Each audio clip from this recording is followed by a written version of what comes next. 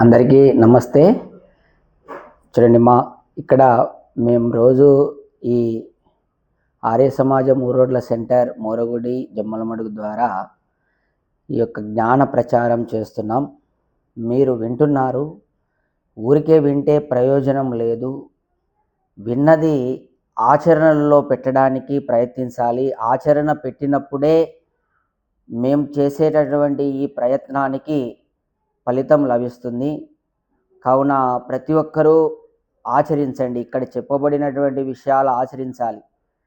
తర్వాత ఈరోజు దేశ సౌభాగ్యానికి కారణాలు, మన దేశము సౌభాగ్యవంతంగా ఉండాలంటే కారణాలు, ఏ దేశములో తగిన విధంగా బ్రహ్మచర్యము, విద్య మరియు వేదోక్తములైన ధర్మాల యొక్క ప్రచారం జరుగుతుందో ఆ దేశమే సౌభాగ్యవంతం అవుతుంది.